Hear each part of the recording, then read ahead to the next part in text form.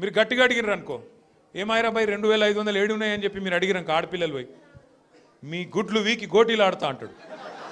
వీడెక్కడ ముఖ్యమంత్రి? ముసలోళ్ళు పోయి ఏమాయిరా భయ్ మరి 2000 పెన్షన్ 4000 చెప్తాను, 100 రోజులు లాంటివి నరక్తివి ఏడవన్నావు తమ్మి అంటే నీ పేగులు తీసి మెడలు వేసుకుంటా అంటాడు.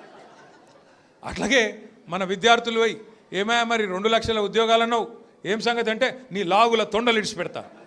వీడేం ముఖ్యమంత్రి, వీందేం భాష, నాకు అర్థమే కాదు. అరే 2 ఏళ్ళకి వెళ్ళి ఏం చేసినవారు అయ్యాను అంటే లాగుల తొండలు ఇడుస్తా, మెడల బేగులేసుకుంటా, గుడ్లు వీకి గోటీలాడతా, నీ అమ్మ నీ అయ్య గీదా భాష. మాకు రాదా భాష? మాట్లాడమంటావా? హైదరాబాద్లో పెరిగినోని నేను. మాట్లాడమంటే ఉర్దూలా, హిందీలా, తెలుగులా, ఇంగ్లీష్లా పొల్లు పొల్లు తిట్టే తెలివి నాకు కూడా ఉంది. మాకు కూడా వస్తుంది భాష. హైదరాబాద్ గల్లీలలో పెరిగిన నేను. నువ్వేడో ఊరికెళ్ళి వచ్చినావు, సరే రా పర్వాలేదు, నీ అదృష్టం బాగుంది, ముఖ్యమంత్రి అయినావు చేయి. రోజు ఏడుచుడు ఎందుకు? మేము ప్రతిపక్షంలో ఉన్నాం, నువ్వు అధికారంలో ఉన్నావు. ఇక అంటారు చూడదు సామెత, కనకపు సింహాసనం మీద శునకం కూర్చోబెట్టినట్టు నిన్ను ఆడ కూర్చోబెట్టిన పాపానికి రోజు అరసుడే, రోజు అరిసి అరిసి అరిసి. నిన్న మొన్న కొడంగల్లో చూసిన, కొడంగల్లో ఆయన సర్పంచులు గెలిపించుకున్నాడంట. గెలిపించుకుంటే సంతోషంగా బువ్వ పెట్టాలి, 4 మంచి మాటలు చెప్పాలి, ఇక రాష్ట్రంలో ఉన్న పల్లెలకు ఫలానా చేస్తా, నేను ముఖ్యమంత్రి అని చెప్పాలి. రోజు అరసుడు. నాకైతే డౌట్ వస్తున్నది, ఎంత ఒరులుతున్నాడు, ఎంత అరుస్తున్నాడు అంటే ఆ గీతమ్మ ఉన్నది ఆయన భార్య, ఆయన చెప్తున్నా, ఆమె చెప్తున్నా, నేను తల్లి గీతమ్మ జల్దీ కట్టే, లేకపోతే ఆయన ఎవరైనా కరిసినా కరుస్తాడు వీడు. ఎందుకంటే ఇప్పుడు రోజు అరిసి అరిసి అరిసి పిచ్చిలేసిపోయేటట్టున్నది, కరిసేటట్టు తయారైంది రోజు రోజుకు. నేనేమంటున్నా అంటే ఏనుగు పోతుంటే మస్తు జంతువులు మొరుగుతుంటాయి, నక్కలు కుక్కలు. మనం పెద్ద పట్టించుకునే అవసరం లేదు. మనం ఒకటే, కేసీఆర్ లాంటి ఏనుగు ఆయన ఎంత స్థాయి మనుషులు నేను మీకు చెప్పాల్సిన అవసరం లేదు. ఇలా ఆయన తిడుతా ఉన్నాడు తెల్లారు లేస్తే. ఒకరోజు ఆయన చచ్చిపోవాలని కోరుకుంటాడు, ఇంకో రోజు ఆయన కాలు ఇరిగింది అంటాడు, ఇంకో రోజు ఇంకేదో అంటాడు.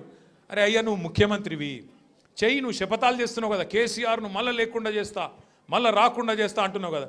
నిజంగా నీకు నిజంగానే నీకు సత్తా ఉంటే, నిజంగా నీకు అంత టాలెంట్ ఉంటే చెయ్యి శపథం. 1 కోటి మంది ఆడపిల్లలకు రేపటి నుంచే నెలకు 2,500 రూపాయలు ఇస్తాను, జనవరి 1 నుంచి శపథం చేయి, నేను చూస్తా. తులం బంగారం నేను జనవరి 1 నుంచి ఇస్తాను చెప్పు, శపథం చేయి. చెప్పు 4,000 పెన్షన్ సంక్రాంతికి వెళ్ళి ఇస్తా, 2 ఏళ్ళకి వెళ్ళి తప్పించుక తిరిగిన దొంగను నేను, కానీ ఇప్పుడు ఇస్తా సంక్రాంతికి వెళ్ళని చెప్పు దమ్ముంటే. గా శపథాలు చేయి. వీటితో ఏమవుతుంది? నీ ఉపన్యాసాలు, ఊకదంపుడు డైలాగులు ఏమొచ్చేది ఉన్నది వాటితోని? నోటి తీట తిరుగుతుంది తప్ప ఏం రాదు. మాకు రాదా తిట్టనికి? మాకు కూడా వస్తుంది, కానీ నీకు కాదు. నీ కుర్చీకి గౌరవం ఇచ్చి ఊకుంటున్నాం.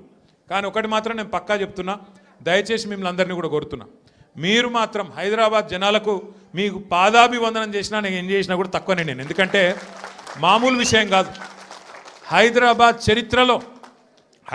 చరిత్రలో ఎన్నడూ వరుసగా 2 సార్లు, ఒకసారి కాదు, కార్పొరేషన్ ఎన్నికల్లో ఎవ్వలతో సంబంధం లేకుండా డైరెక్ట్గా టీఆర్ఎస్ పార్టీని, బీఆర్ఎస్ పార్టీని మీరు గుండెల్లో పెట్టుకొని గెలిపించి మమ్మల్ని మళ్ళీ కార్పొరేషన్ 2వ సారి కూడా మా చేతిలో పెట్టింది. అట్లాగే మొన్న